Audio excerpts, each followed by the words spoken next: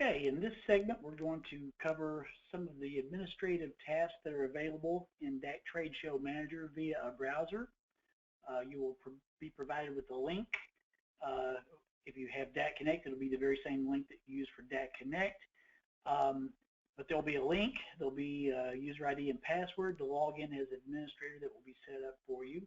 So once you click the link, you'll see a page that looks like this.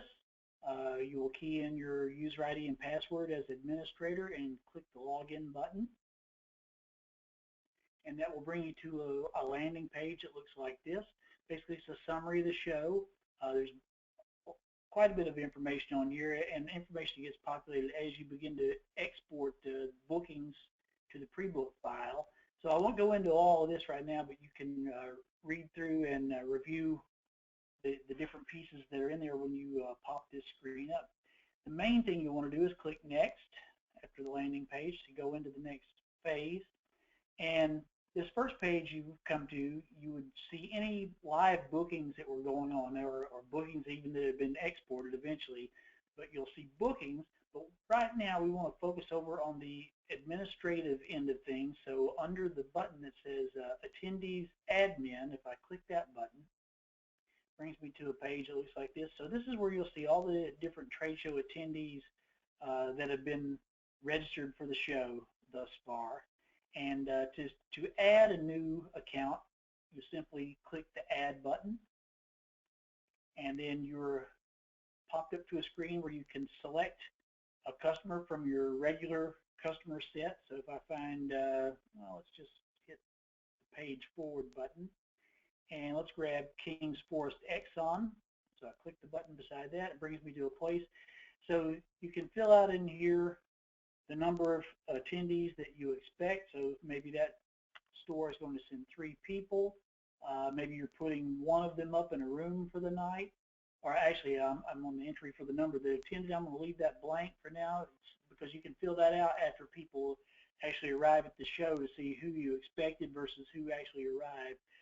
Rooms needed, maybe if you're having some type of an event that night, dinner or something of that nature, you can put the number of event tickets that are needed. You can key a name for the attendee. So I'll just stick my name in here. And then since we're adding this, what will happen is when I press enter, then it's going to come up and ask to confirm. I'm going to say okay. And then it takes me to a place where I can add a couple of other individuals' names. So I can type in another person for the company, press enter. So I can add several people in here.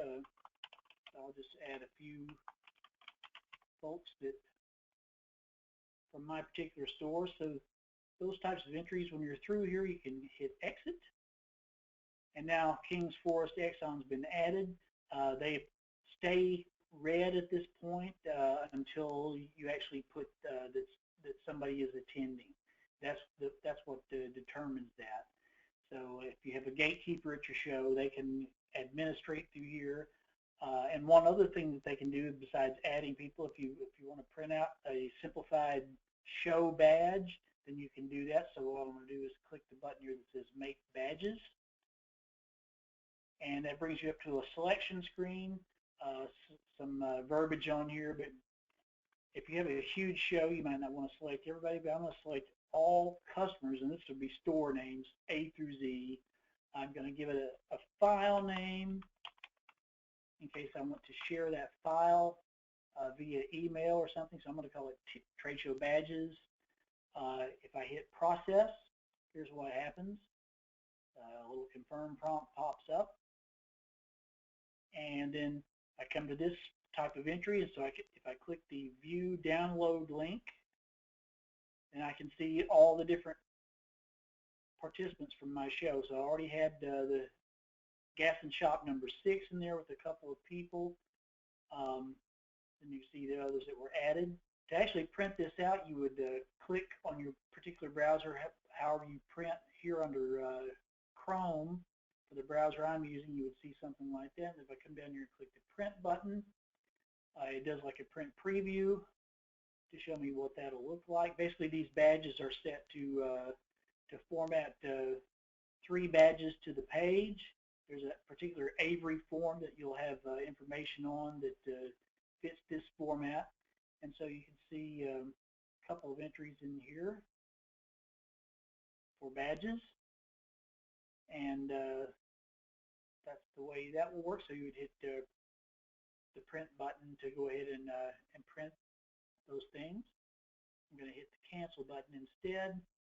Come back over here. This is just an extra, an additional page that got opened up. I'm going to close that page out. Now you could email those badges or that document to yourself or to somebody that if you don't have a printer locally available to do that. So all these, every time you see this document access panel pop up in any of our features, you can view, you can email, and so forth. I'm going to hit the exit button and go back. Show guide. I wanted to just show you that briefly before we conclude this little brief overview of admin functions. If I click the show guide, now I can do a guide for each specific store if I want to, and when I do that, it looks at store history and some things of that nature to do some additional things. But if you click the show guide down at the bottom of the page, that's more of a general show guide. It's not customer specific. So let's just click that and see what happens. That first thing it wants to know is a booth range. So I'm just going to let it default to all of my booths. If you needed to print it just for a single booth, obviously you'd put that same booth as the beginning and ending range. I'm going to click continue. And then here we are back at that document access page. I'm going to click view download this time. And so it's rendered for our 3 booths that we have set up. What that would look like. So this could be a form that you could have at the booth where somebody could fill it out. You could print one for each booth, just some generic that could be filled out with the customer name, and then there are slots down here to put the quantities that they would like on each of the available dates.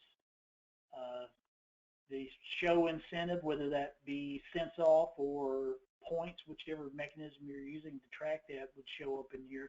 And when you do the customer specific, a few other things show up. Let's see if we can find a customer here that might have some information. So I'll back out of that, exit, go back. I'm going to click King's Forest. I'm going to do a guide specific to them.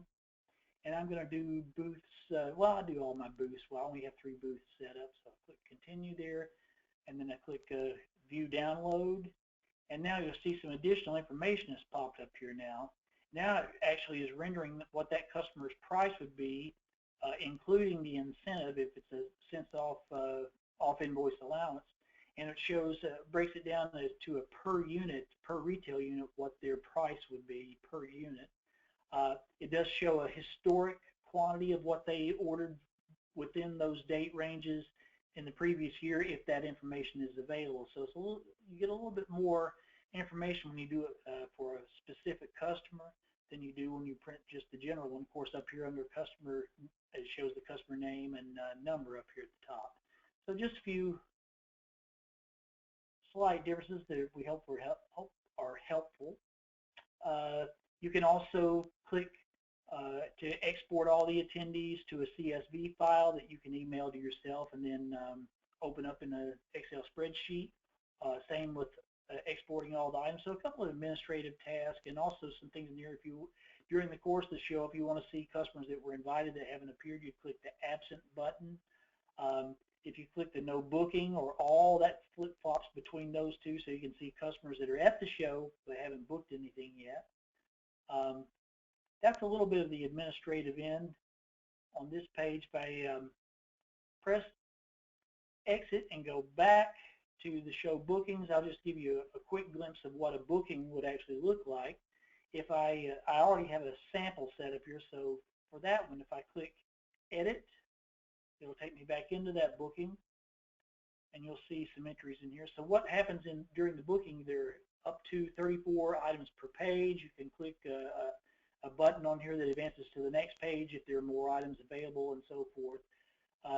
Essentially what the booth operator would do is touch on a touchpad or click with their mouse on a laptop or a desktop the items that they're interested in possibly booking, so you can come through here. You'll also see that the off invoice allowance is reflected here, so save 75 cents, save 99 cents, those would be off invoice discounts. Or actually the one that says price, that would actually be the price before any added on taxes would be. So that's kind of how those appear. But let's just click continue real quick and pop up a couple of pages here. So if you have a graphic out there, an image file for the item, there's a certain place to put those. It operates under the same rules that DAC Connect does. There's a folder we can let you know about in another document where to put those images. So it'll show a picture of the product, and then here are the available dates. And so to actually book some quantities on those dates, you would do something like that, touch that button, or if you have a device with the keyboard, or you want to use the virtual keyboard on an iPad or something, you can just key a number directly in using the keyboard. Click next item, it goes on to the next item to appear. So I have a Hershey's syrup here. So let's just grab a couple of those on different dates. So you can sort of go through, maybe I look at this item, well, I don't want any Hershey Hugs right now, so next item. And it goes through all the items you have checked off, and then it gives you a summary at the end.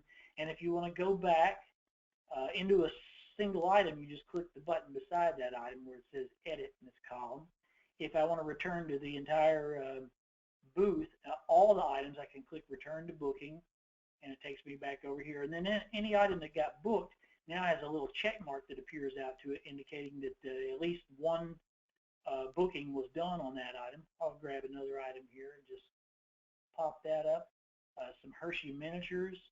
So let's grab one of those two. Next item takes me back to my summary because I've already gone through the cycle. When I'm actually done, I can hit finished, and I'm back over here. So now I've got some things, and there's a little summary out here for the administrator.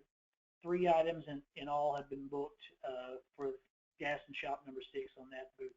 So we'll show more on how to book things and some of the other changes and differences in how things appear under points on the next session. I hope you enjoyed this. Thank you. We'll see you in a bit.